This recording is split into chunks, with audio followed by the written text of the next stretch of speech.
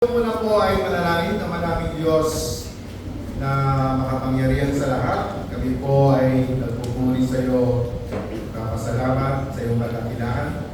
Salamat Panginoon sapagkat meron naman pagkataon na makapagbasa ng iyong mga salita, makapag-aaral ng iyong mga salita, matunghayan namin Panginoon ang mga salita mo, walang daya, walang tinatago, kundi katotohanan lamang. Ikaw po Panginoon, sumama sa amin.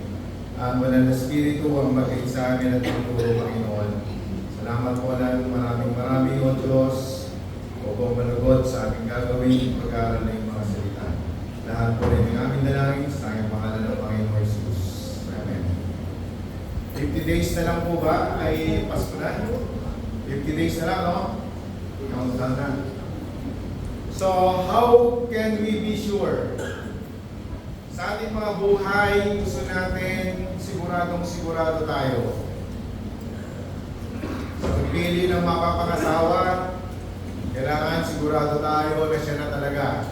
Sa course natin, kailangan siguradong yun na ba talaga. Sa pagbili natin ng mga kung ano-ano, gusto natin, mga sasakyan, mga appliances, gusto natin sigurado tayo.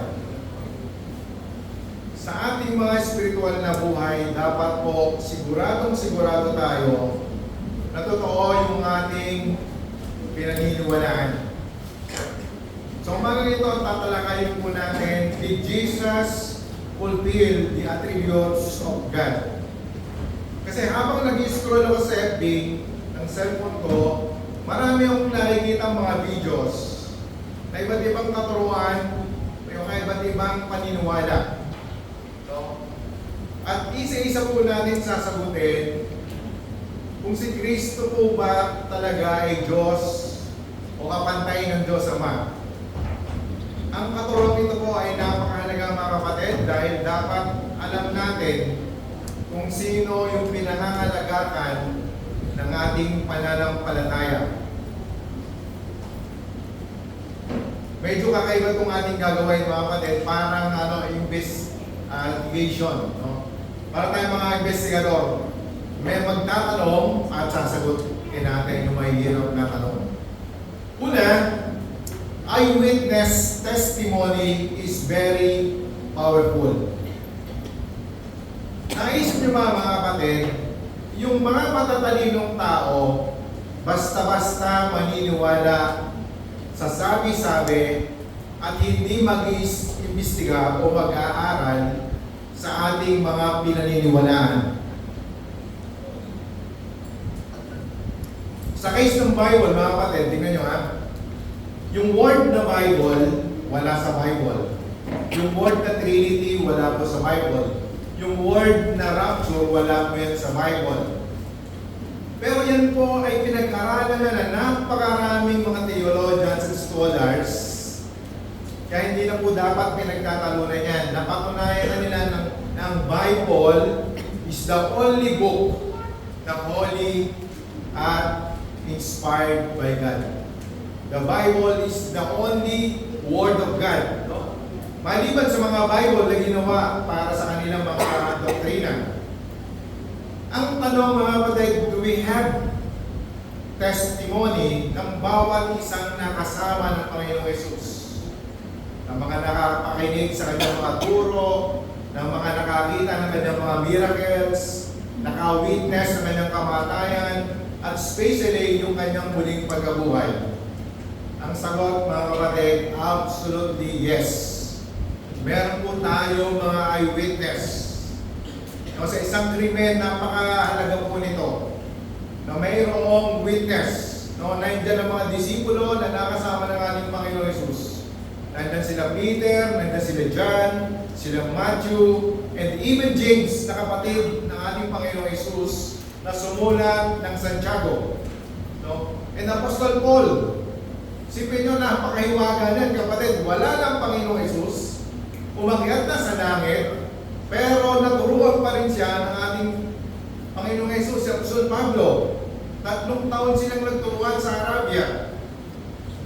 So nasagot natin kung meron ba o wala tayong mga eyewitness. So huwag na tayong makamba doon kapatid. kung totoo ba ang Panginoong Jesus o isang alamat lamang o katang-isip lamang.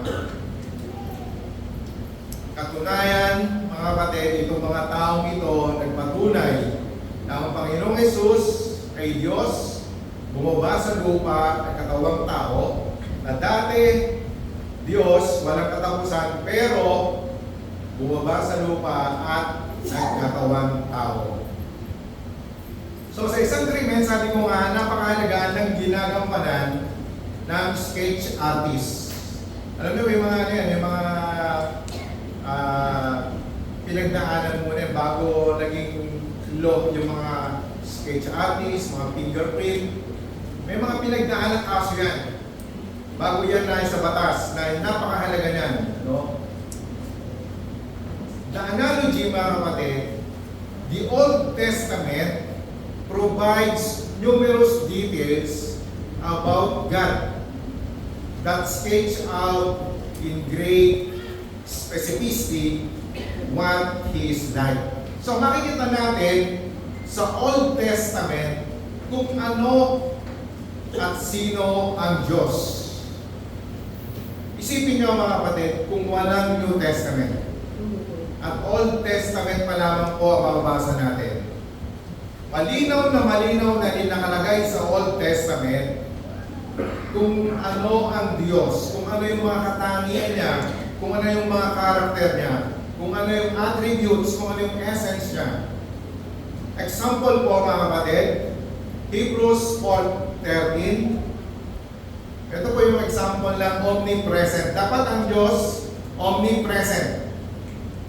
Nothing in all creation is hidden from God's sight. Everything is uncovered and laid bare before the eyes of Him, to whom we must give account. Job 28:24. For He views the ends of the earth and sees everything under the heavens. So wag po kayong maniniwala sa mga nagtuturo na ang Diyos ay hindi omnipresent. Alam nyo, may nadinig mga akong pilosopo na nagtuturo. Sabi niya, kung ang Diyos daw ay omnipresent, ay di nasa Poso Negro ang Panginoong Diyos, ay di nasa bulsa ko, ay di nasa impyerno. Nakita niyo yung pagiging pilosopo? Ganito yung mga kapatid. Yung araw, imagine nyo, yung araw, nasisikatan yung dagat. Yung dagat ba, yung araw ba, nagbabasa ng dagat. So kung gano'n na natin pinapakita, nakikita ng Diyos at pwedeng pumunta ang Diyos kahit saan nang hindi siya nagkakasala. Kasi perfecto siya mga kapatid. No? Tingnan natin yung chart na ginawa natin. O malabo. So dito makikita natin kung ano ang mga karakter ng ating Diyos. Pag po tayo malilitaw mga kapatid, merong isang Diyos, merong one God, nag-exist in three distinct personalities. So nandiyan po yung God the Father, God the Son, and God the Holy Spirit. They are co-equal, co-infinite, and co-eternal.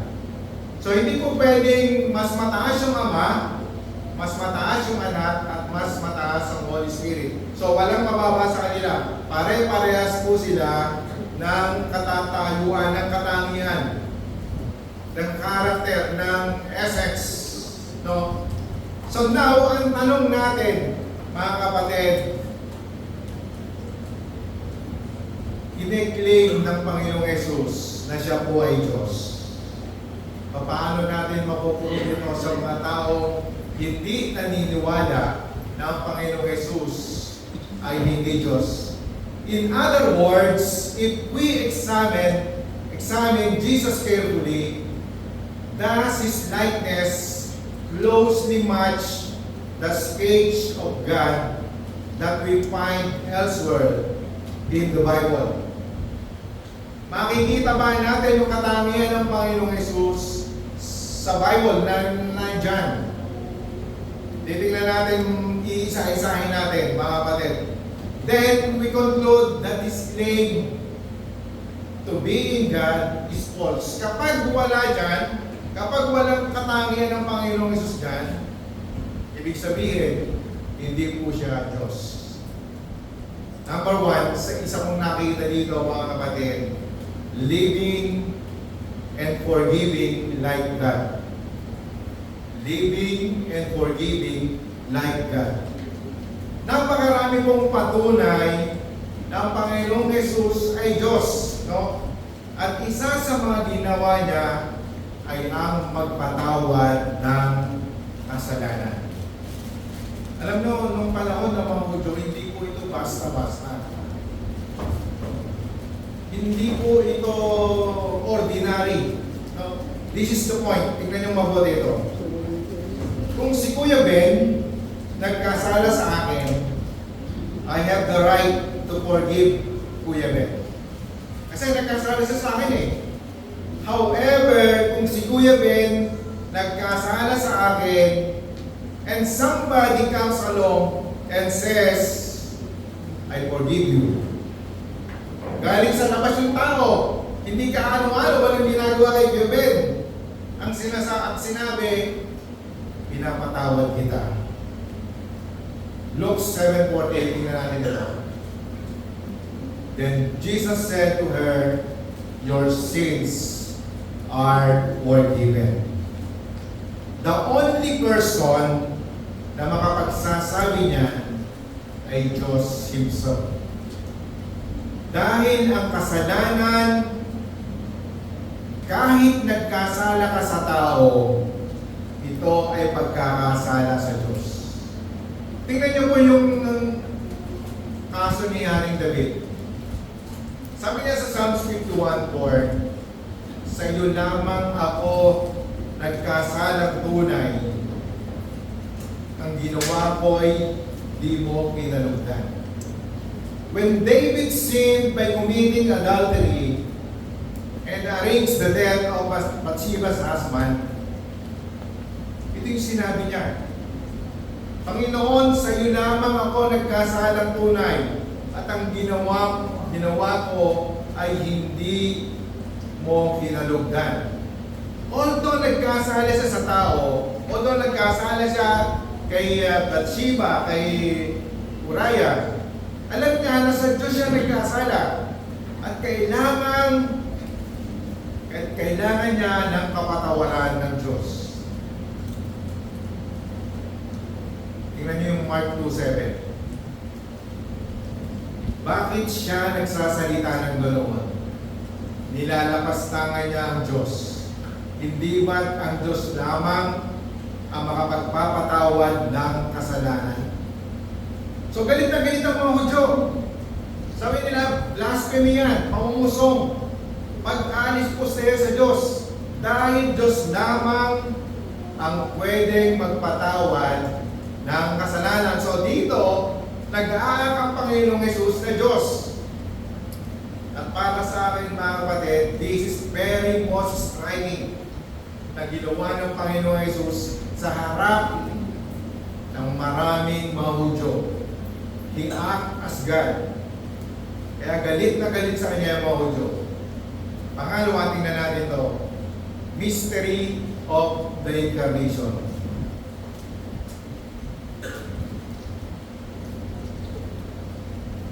Alam niyo mga kapatid, isa sa mga napakahirap intindihin ay yung pagkakatawan tao ng Panginoong Diyos. No? Di ba napakahirap isipin yung Diyos pagkatapos pumunta sa lupa para makasama natin? Do you believe that hindi natin kayang lahat sagutin ang mga tanong na napakahirap patungkol sa Diyos? No? Kaya sabi ng Apostol Pablo, lagi niya nababanggit, merong mystery, merong hiwaga sa ating mga spiritual na buhay. Kaya ang sasagutin lang natin yung mga tanong na mayroong sagot sa Bible. Tingnan niyo yung Deuteronomy 29:29. May mga bagay na sadyang inilihim ng Diyos nating si Yahweh. Ngunit ipinahayag ang kautusan ito upang sundin natin at ang ating mga anak magpakailanman. So, ibig sabihin, meron po talagang inilihim na ng Panginoon. So, huwag na nating halungkatin pa yun. Kaya very interesting yung kung ano yung mauna, rapture or tribulation. Hindi sinabi talaga ng Panginoon Diyos kung ano yung mauna. Pero mayroong mga puntos ang mga iba't ibang theologian kung ano ang mga mauna. Tingnan natin mga kapatid. Unang tanong, papaano naging omnipresent ang Panginoong Yesus kung wala siya sa 2, 3, 4, and so on na lugar sa parehong oras? Matthew 24:36. Ngunit tungkol sa araw at oras na yon, ay walang nakakaalam. Kahit ang mga anghel sa langit o maging ang anak man, ang Ama lamang ang nakakaalam. So parang dito mga kapatid, pag binasahan tayo nito, isipin natin ba, oo nga, parang mas lamang na lamang ang Diyos Ama. Kasi hindi alam ng anak. No? Paano na nga sasagutin yan, mga kapatid? Ganito po yan, mga kapatid. God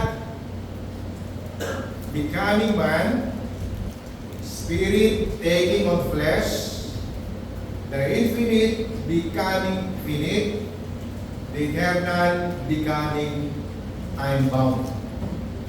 Ito po yung doctrine na pinagbuhusan talaga ng mga theologian, ng mga scholars for centuries. Talagang hanggang ngayon, mga kapatid, inaaral pa nila itong mga mabuti. At ang magandang sagot dyan, kapag nagsasalita ang Panginoon Yesus bilang Diyos, siya po ay Diyos. At kapag siya ay nagsasalita bilang tao, siya po ay nag-aaktong tao, may katapusan, napapagod, umiiyak, nauuhaw, sapagkat siya ay tao. No? Isang napakagandang Greek word, kenosis. No? Kenosis, ang ibig sabihin, both Jesus' humanity and His deity remain distinct, yet they combine in one person. Sa Tagalog, mga kapatid, ang pagkatao at pagka-Diyos ng ating Panginoong Yesus ay nananatiling magkaiba, hindi naghahalo sa kanyang katatayuan. Kaya nga po siya yung nag-iisang unique person in the universe. Wala po siyang katulad. Walang kasalanan, pinanganak ng birhen, walang tatay. So, yan po yung mga qualification ng Savior. Tingnan po natin ang Philippians 2, 6 and 7. Who as he already existed in the form of God, did not consider equality with God something to be grasped, but emptied himself by taking the form of a bond servant and being born in the likeness of men. Underline nyo mga kapatid yung empty. What exactly he emptied himself of? Ano ba yung in-emptied niya? Mga kapatid, merong problema tayo dito. Sa Tagalog, inalis, hinubad. Meron tayong konting problema sa word na emptied. Kapag hinubad kasi, totally, wala na yung pagka-Diyos niya. So kapag hinubad, wala nang pagka-Diyos, hindi na siya Diyos. Nung bumaba dito sa lupa. That's the issue na maraming theologian for century nagbigay ng maraming iba't iba kasagutan. Inalis niya ba lahat yung mga attributes ng pagiging Diyos niya? Ang sabi na yung theologian, hindi hinubad ang kanyang katangian bilang Diyos, but He emptied Himself of the use of His attributes. Pwede, malapit-lapit na mga kapatid. Kumbaga parang self-limiting type. Ang sabi naman ng iba, He emptied Himself of the independent use of His attributes. Parang He functioned like God when the God the Father, kung inuutos ng Panginoong Diyos Ama, nagbigay sa Kanya ng utos. Gawin mo itong mga bagay na ito. Yun kasi yung purpose ng Panginoong Jesus. Sumunod sa utos ng Diyos Ama. At ang Panginoong Jesus ay palaging sumusunod at nag-aakto bilang pagsunod sa mga utos ng Diyos Ama. So, may problema tayo sa word na empty. Pag inalis, ang pinakamalapit po na word, tinakpan. No? Para tinakpan. Kasi kung minsan ginagamit niya nababasa niyo yung isip ng tao, nababasa niyo kung sino yung nandoon, mayroong astron. No? Mahirap kayo paliwanag, pero strictly speaking, this verse does not tell us precisely what the eternal Son emptied of. Huwag na natin yun. Ang pinakamaganda dito, kapatid, mahirap bang aruhin, mahirap bang ipaliwanag, dahil kapag patungkol sa Diyos, limited ang ating mga knowledge. Ang pinakamagandang word, He became nobody. Sabi niyan, no? Jesus Christ is God. Ang pinaka-essence ng verse na ito, Jesus Christ is God in the form of God, and He became nobody. He became servant. He became servant in the human form. Isipin niyo yun, mga kapatid. Ako kahit sa isipin ko, hindi ko kaya maisip Hindi ko kaya arukin na ang isang Diyos pupunta dito sa lupa pagkatapos ipapakita kung paano mamuhay bilang servant, bilang alipin, hindi bilang boss, hindi bilang manager, hindi bilang tagapag-utos, kundi siya yung gumawa lahat ng nasa Old Testament, pinulpil niya lahat. Voluntary emptying, no? The independent use of His attributes. At nakikita niyo mga kapatid, kung minsan at palagi, kapag gagawa siya ng mga miracle, siya po ay nananalangin. At dyan po yung papasok yung ministry ng Holy Spirit. Kaya ang Panginoon, lagi siya nagpe-pray pag gagawa ng mga milagro. Kasi voluntary niyang hindi ginagamit ang mga katangian ng pagiging Diyos. Alam niyo mga kapatid, ang isa sa pinakamabigat na ginawa ng Panginoon ay yung mapihiwalay sa Diyos Ama at sa Diyos Espiritu Santo. Yung time na napako siya sa krus, ilang oras silang magkakahiwalay. Hindi sila naghihiwalay, lagi silang may fellowship. Pero nung panahon na babayaran yung ating mga kasalanan, panahon na nasa paligid na yung lahat ng ating mga kasalanan, doon na umatungan, doon na nagpalaaw, doon na sumigaw ang ating Panginoong Hesus. My God, why thou hast forsaken me? Nakita niyo yung dalawa, my God, no? Dalawa yung tinawag niya, ang Panginoong Diyos Ama at ang Diyos Espiritu Santo. My God, why thou hast forsaken me? Bakit mo ako pinabayaan? Alam niyo, pwede namang hindi maghirap ang Panginoong Hesus. Pwede niyang gamitin ang pagiging Diyos para hindi niya maramdaman yung mga sakit. Yung mga pako sa paa, yung mga dura, yung mga sabunot, yung mga corona at tinik, yung pako sa kamay. At pwede siya mag-pray man ng isang anghel para lupigin at patayin lahat ng mga nagpapahirap sa kanya. Mga kapatid, natanong niyo ba sa ating mga sarili, ano kaya yung pwede kong igante sa ating Panginoong Hesus? Ano kaya yung pwede kong gawin sa Panginoong Diyos na dapat ako mapapahamak na? Hopeless ako. Wala na akong pag-asa. Sa impyerno na talaga punta ko. Ano kaya yung pwede kong igante sa Panginoong Diyos? Sa Panginoong Hesus? Ano kaya yung pwede kong ibigay? Ano kaya yung pwede kong gawin para maging kalugod-lugod ako sa paningin ng Diyos? Di ba napakasimple lang hinihingi sa atin ng Panginoong Diyos? Yung buhay na matuwid, lumalakad sa kalooban niya. Sa ating mga buhay ngayon, mga kapatid, ang dami nating pinagkakabalahan. Ang dami-dami nating pwedeng unahin bago ang Diyos. Ang panawagan ng Panginoon, unahin natin siya at lahat ng bagay. Unahin natin ang kanyang katwiran, kanyang kaharian, at lahat ng bagay ay pawang idaragdag sa atin. Pangalawa, creator or created.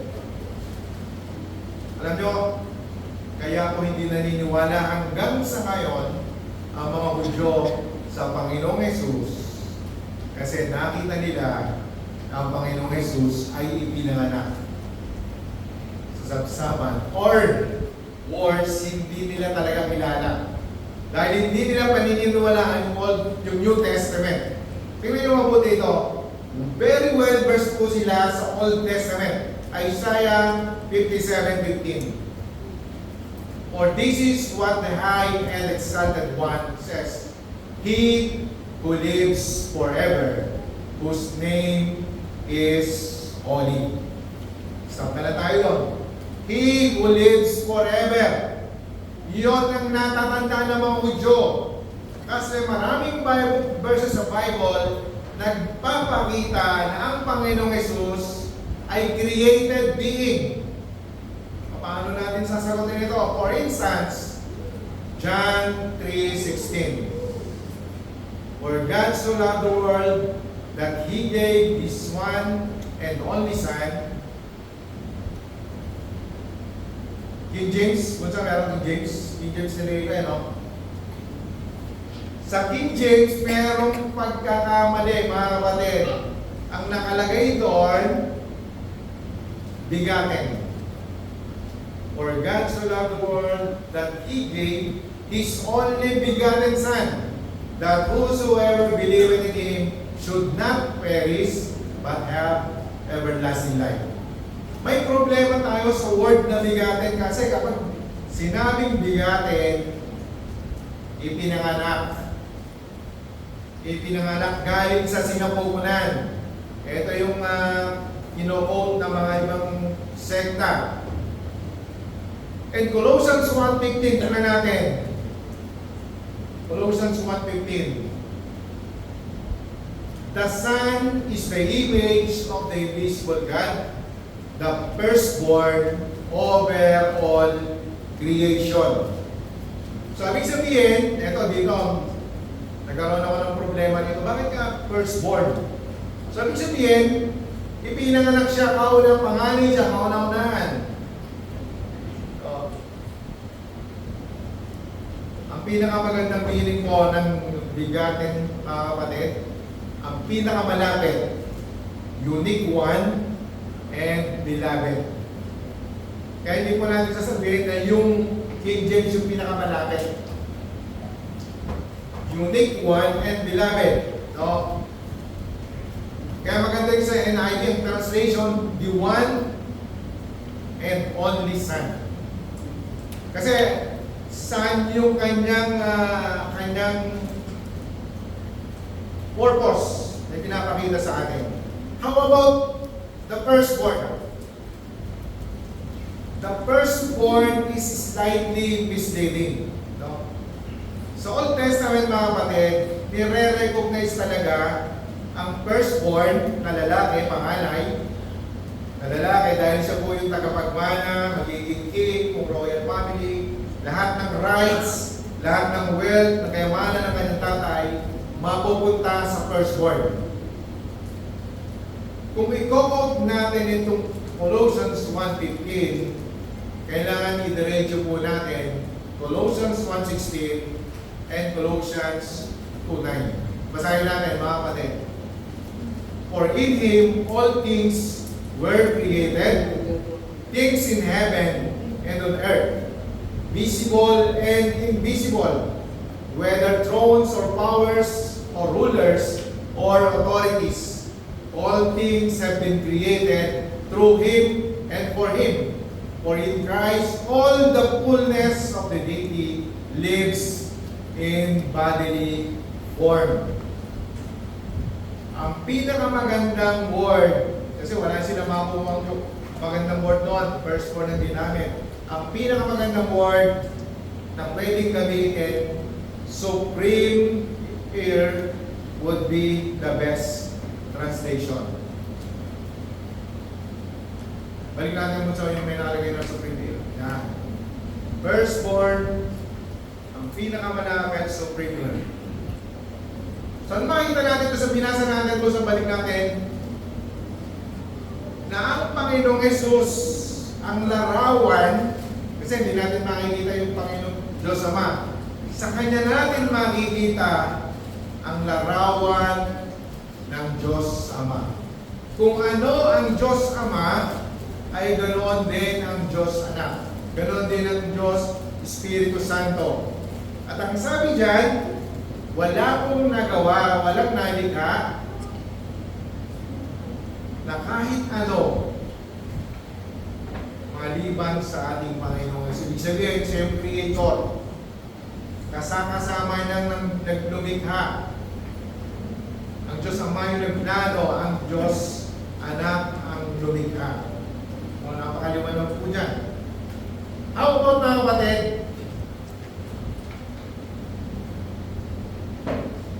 Good teacher. Ito, medyo mahirap ito. Tingnan natin.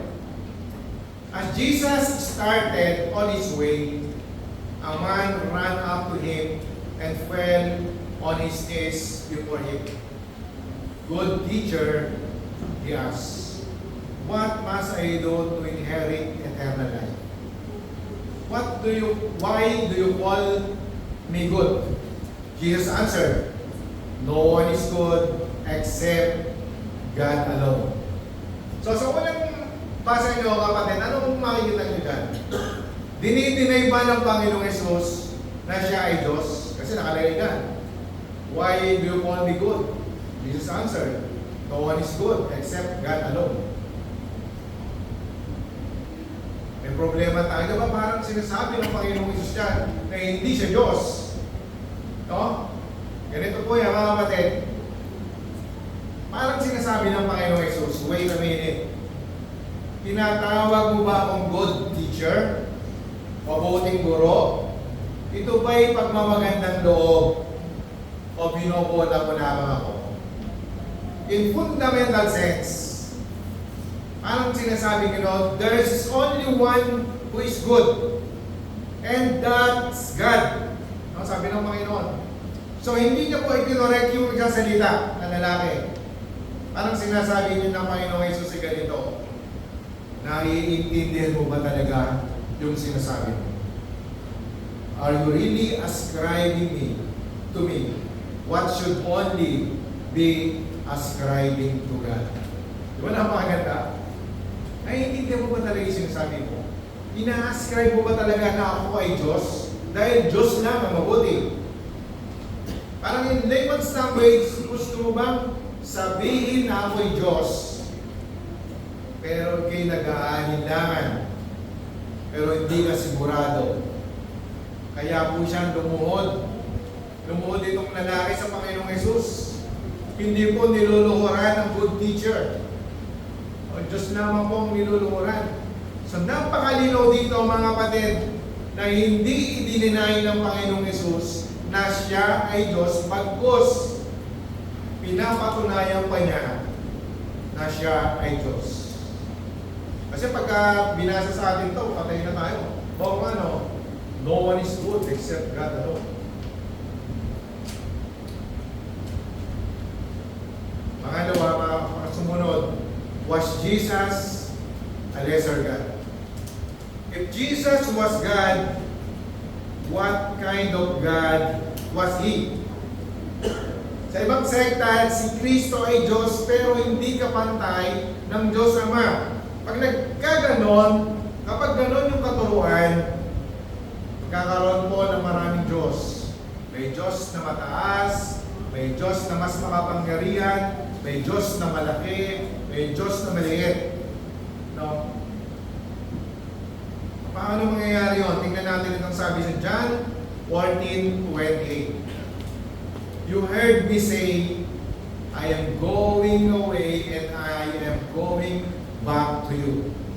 If you love me, you will be glad that I am going to the Father, for the Father is greater than I.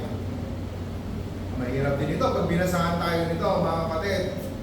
Kasi sinasabi dyan, the Father, for the Father is greater than I. Panginoong Yesus mismo ang nagsabi nito. Lagi po natin tatandaan, a text, lagyan natin, a text without a context becomes a pretext or a protext. Napaka-importante po nito. Kailangan babasahin po natin mula sa unaan at iintindihin kung ano yung sinasabi at pinag-uusapan sa buong passage, sa buong chapter. Picture like this, mga kapatid. Kasi kapag binasa na naman natin, tapos doon na lang tayo nagbase, magkakaroon tayo ng problema. Kasi, halimbawa, nabasa mo, binuksan mo yung Bible, kumuha ka ng lubid, nakita mo doon. So, kumuha ka ng lubid. Pag binuklat mo kabila, ilagay mo sa iyong leeg. So, ilagay mo naman sa leeg. Pag buklat mo pa naman, tali mo sa puno. So, gagawin mo naman. Pag buklat mo naman, gawin mo ng madali, nakalagay. So, ang mangyayari, nabigti ka. So, dapat babasahin po natin lahat kung ano ang sinasabi doon. Ganito po yan. Picture nyo ito, mga kapatid. Nalulungkot ng sobra. Nagwo-worry, depressed yung mga disciples dahil nagpapaalam ang Panginoong Hesus. Aalis na siya. Pupunta siya sa langit. Kaya sabi niya, kung mahal nyo ako, dapat masaya kayo. Dapat matuwa kayo dahil ako'y pupunta na sa tunay kong tahanan, which is yung langit. Pupunta na ako sa natural kong tahanan. Because the Father is greater than I. Magalak kayo dahil babalik na ako sa aking pinagmulan at tunay na tahanan at magagawa ko na ang lahat ng hihilingin nyo. Kapag ginamit natin ang category like greater, it doesn't mean ontologically greater. Ganito po yan. Halimbawa, sinabi ko, the President of the Philippines is greater than I. I'm not saying na pag sinabi ko yon, siya po ay superior being kaysa sa akin. Hindi po siya kakaibang nilalang. Hindi po siya si Superman. He's greater than I dahil sa kanyang military power, sa kanyang political knowledge. Siya po ang pinakamakapangyarihan sa Pilipinas.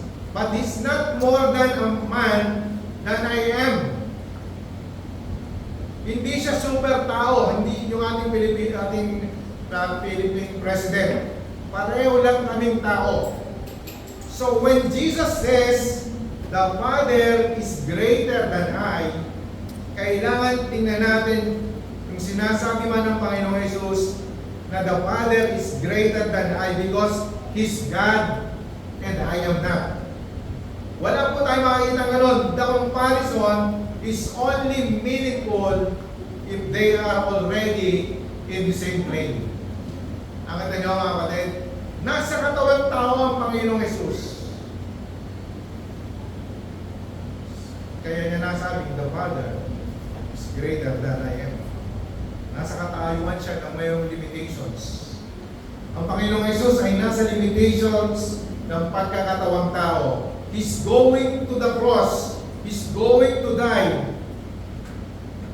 Pero siya'y babalik sama in the glory He had with the Father before the world began, ay ibabalik sa Kanya ng Panginoong Diyos Ama. John 17:5. And now, Father, glorify me in your presence with the glory I had with you before the world began. Nakita ng mga kapatid. And now, Father, glorify me in your presence with the glory I had with you before the world began. Kailanman mga kapatid ay hindi i-deny ng ating Panginoong Jesus ang kanyang pagiging Diyos. Sumunod, the disputing question of hell. Oh, how about hell?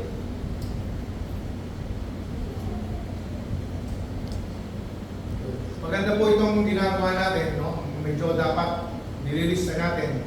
Kasi kung minsan share tayo ng gospel, may mga tao, oo lang na oo, merong mga pa-encounter tayo ng iba't iba, may mga na magtatanong, tapos anong pagkakaintindi mo dito, mga gano'n. So sabi ng Bible, ang Diyos Ama daw ay mapagmahal. Siya po ay Diyos ng pag-ibig. At ang isang karakter ng Diyos ay love. So ganoon din ang Panginoong Jesus sa New Testament. Papaano ang tanong, papaano ang Diyos na mapagmahal at the same time may mapupunta sa impyerno? At ang Panginoong Jesus 72 times yung binanggit sa New Testament ang impyerno. Hindi ba nagko-contradict sa karakter ng Diyos na gentle and compassionate? Pinabasa din namin, napanood din ako, sabi, may nagtanong, bakit ginawa pa yung tao, kaya hatulan din naman daw. Pero namang mapapahamak, milyong-milyong tao ang mapupunta sa impyerno. Kailangan nating balikan yung creation, mga kapatid, para masagot natin ang mga tanong na ito. Yung original plan of God. Picture nyo, God in the beginning of creation, merong tao, si Eva at Adan, nirate niya in His image, perfecto, walang kasalanan. Gigising sila sa umaga, ang nasa isip nila, mag-fellowship sa Panginoong Diyos, ang gusto nilang gawin, yung mga magustuhan ng Diyos, at masaya po sila doon. At ang tanging kaligayahan nila, makapagbigay ng kaligayahan, kaluguran, kaluwalhatian sa Diyos. Meron silang tamang relasyon sa ating Panginoong Diyos. Tama yung relasyon nila. Perfect ang relationship nila. Napaka-smooth. Walang kontrabida. Then, eto pumasok ang kasalanan, ang rebellion, nagkaroon ng rebellion, dahil sila po ay sumuway sa kagustuhan ng Diyos. Nagbago po yung lahat, no? Iniisip ng tao ngayon, kasama na tayo yung sentro ng mundo. At dapat na natin gawin, kahit hindi nakalulugod sa Diyos.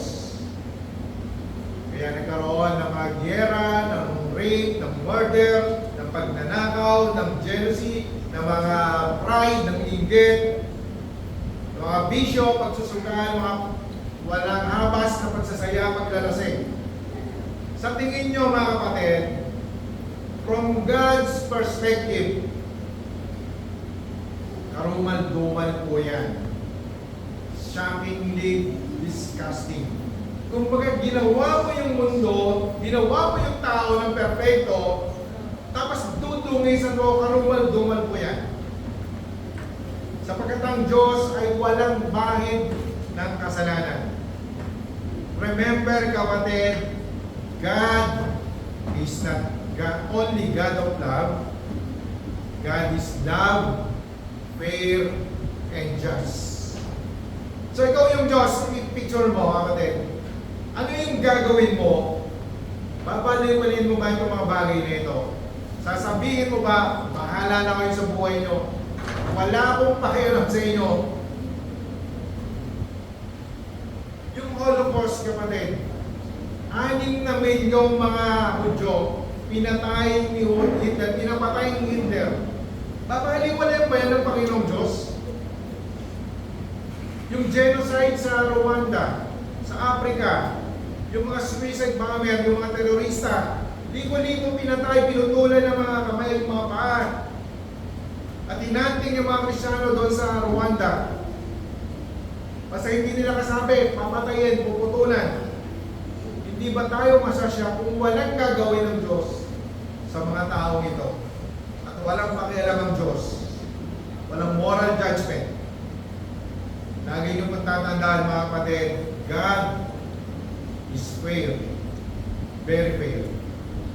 At walang mapupuntang tao sa impyerno kapag humingi ng tawad sa Kanya at sumampalataya sa ating Panginoon Hesus. Mapupunta ang tao sa impyerno kapag ni-reject nila ang Redeemer, ang Savior, ang Creator na ating Panginoong Hesus. God is very gentle and just. The Bible says, mga kapatid, at naniniwala ang maraming theologian, hindi pare-pareho ang bigat ng parusa sa impyerno. May bahagdan yan, may level po yan. Napaka-unfair naman ng Diyos yung taong namuhay ng puro kabutihan ng ginawa, ang pagkakamali lang nga lang, hindi tumanggap sa ating Panginoong Hesus. Tapos parehas lang ng kaparusahan kay Hitler, kay Saddam. Napaka-unfair naman ng Panginoon, di ba? God is fair and just. Kaya walang magsasabi na bakit gano'n? Bakit meron pang impyerno? At napakahalaga, kapatid, hindi natin dapat hinahatulan ng mga taong matatawag sa buhay. Dahil sa dulo ng kanilang mga buhay, lagi nyung sinasabi, baka nag-repent yan, baka hindi nagtawag yan. Katulad ng magnanakaw na kasama ng Panginoon sa nabako. No? Hindi natin alam kung paano i-judge. Hindi natin alam kung arukin kung paano i-judge ng Diyos ang bawat isa sa atin.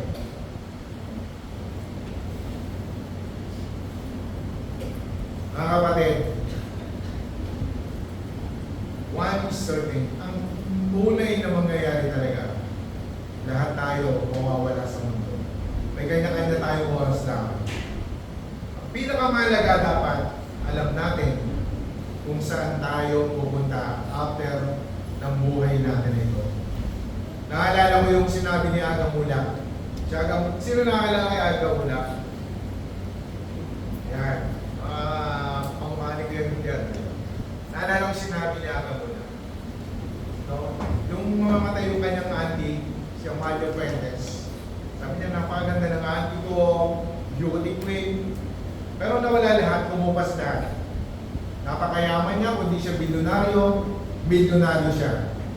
Pero pagdating ng oras mo na, walang magagawa yan. Kumupas lahat yung ganda.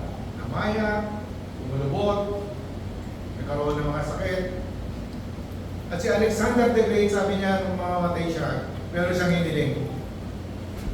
Ang bubuhat sa aking mga bangkay, sa aking bangkay, ay pinakamagagaling na doktor sa mundo. Sabi niya, 32 lang siya, pero alam niya na mamamatay na siya. Bakit kaya sinabi niya? Para ipakita sa buong mundo na kahit ng pinakamagagaling na doktor, hindi siya nailigtas. Pangalawa, butasan niyo ang aking kabaong, ilabas niyo ang aking kamay. Ibig sabihin, napakayaman ko dito sa mundo, pero pag ako'y namatay, wala akong madadala sa kabilang buhay. Bakit ko sinasabi ito mga kapatid? Lahat po tayo ay mawawala dito sa mundo.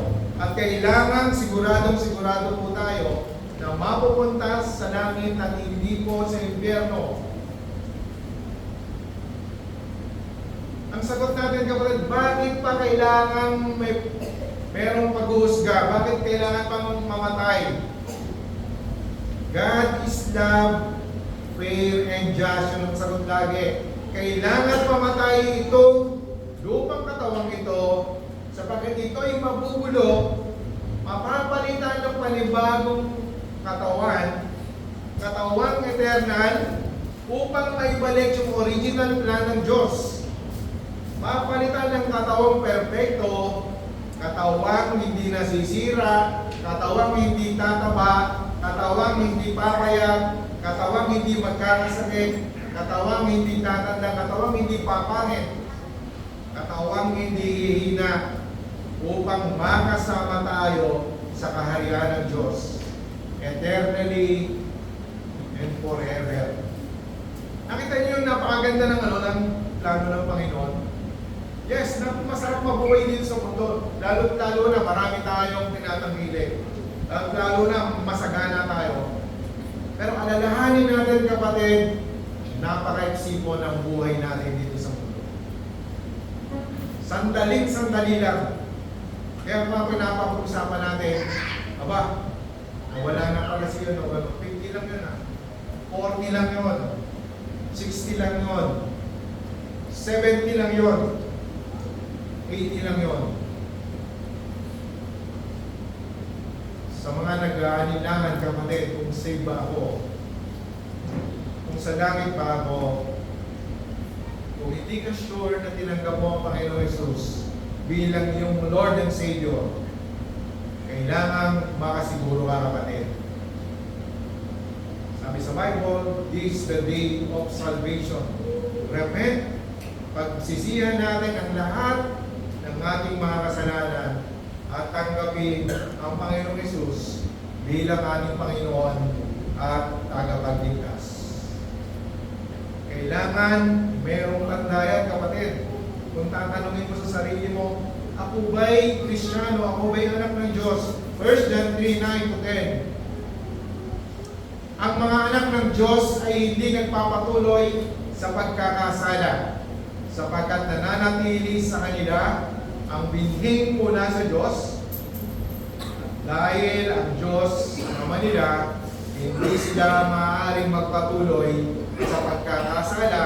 Dito natin makikilala kung sino ang mga anak ng Diyos at kung sino ang mga anak ng Diablo. Ang sino mang hindi gumagawa ng ayon sa kalooban ng Diyos at hindi umiibig sa kanyang kapatid ay hindi anak ng Diyos. Yes, ang tayo mga Kristiyano, mga kapatid, can fall into sinning. Pwede tayo magkasala, kapatid, pero hindi dapat tayo nagpapatuloy sa kasalanan. Magkaiba po yun. Hindi tayo exempted sa pagkakasala. Ang sinasabi lang kapatid, makikilala ang mga anak ng Diyos dahil hindi nagpapatuloy sa paggawa ng kasalanan. Mga kapatid, if we examine the Bible, balikan natin yung ating mga pinag-aralan. Never na dinanay ng Panginoong Jesus ang kanyang pagiging Diyos. Sabi sa John 10:30, I and the Father are one. John 8:58, Verily, very truly I tell you, Jesus answered, before Abraham was born, I am. Exodus 3:14.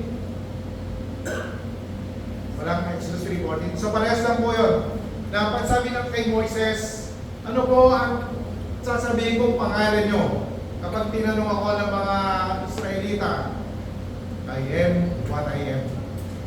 So, ibig sabihin, pareho sila ng pangalan. I and the Father are one. Ibig sabihin, iisa po sila ng katangian, ng karakter, ng essence. Kaya napakalinaw mga kapatid, ang Panginoong Hesus ay Diyos.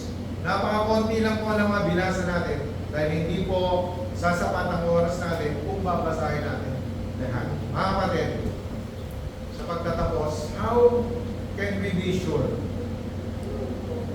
na makakasama natin ang Diyos pagkatapos ng buhay nito? 1 John 5:13, sabi ni John, napakaganda ng sinabi ni John, I write these things to you who believe in the name of the Son of God, so that you may know that you have eternal life. Walang ibang daan mga kapatid.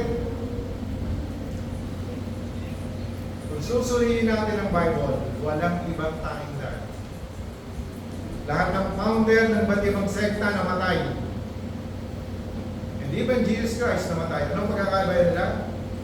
Kay Muhammad, kay Buddha, at kung sino pa man. Kay Manalo, anong pagkakaiba nila? Ang Panginoong Hesus ay nabuhay na muli. Yung mga founder ng iba't ibang sekta na natiling patay. Iyon ang hiwaga ng ating pinaniniwalaan. Ang Panginoong Hesus ay muling nabuhay upang ipakita na tayo'y muling bubuhayin din at makakasama natin ang Panginoong Hesus sa tamang panahon. Magkakaroon tayo ng great reunion, kapatid. Kaya huwag kayong mawala ng pag-asa sa buhay na kapag naghihirap, parang hindi ako mahal ng Diyos, parang nakaligtaan na. May reunion na sinasabi, kapatid. Magkikita-kita tayo ng mga nauna sa atin. At iyon yung great promise ng ating Panginoon Diyos. Kaya mga kapatid, sa buhay natin ito, huwag natin kalilimutan. Purihin, pasalamatan ng Diyos, kung ano man yung kayang ibigay nating oras sa Kanya. Pupuri, salamat sa ating mga buhay na ito, na pahirap sa atin, gawin natin na may kaganakan, na may joy sa ating mga puso. Tayo ba'y manalangin? Ang maraming Diyos na mga pangyarihan sa lahat, tunay po na napakayaman na yung mga salita. Salamat, Panginoon, sa mga salita mo na aming nabasa. O God, alam namin na may maraming katuruan na naglipa na sa FB, sa paligid, maraming mga lumilihis ng puro. Dinidinay ang pagka-Diyos ng aming Panginoon Jesus. Salamat, Panginoon, sa katotohanan ng iyong mga salita. Salamat, Panginoon, sapagkat pinapaunawa mo sa amin at hindi kami naliligaw sa mga tinuturo mo sa amin, O God. Siyan mo po, Panginoon, palagi at ingatan ang bawat isa. Layo mo po, Panginoon, sa mga taong mga daraya, sa mga taong ang hangad, ay mga pangdaya, kapandin lang, O God. At bigyan mo po kami ng knowledge at wisdom para patuloy na maunawaan ang iyong mga salita. Tuloy kong nilalapit siya, Panginoon, ang buong Alibeo Bible Church. Ikaw po, Panginoon, ang humawak sa buhay ng bawat isa. Kalingain po, Panginoon, ang lahat ng mga problema sa buhay, ang problema ng pinansyal, ay mga problema sa mga palusugan, Panginoon. Ikaw po, Panginoon, ang kumalinga sa amin. Panginoon, tunay na nakakaigin ang buhay natin dito sa lupa. Kaya, Panginoon, tulungan mo po kami, turuan na mamuhay ng naayon sa iyong mga kagustuhan. Salamat po ng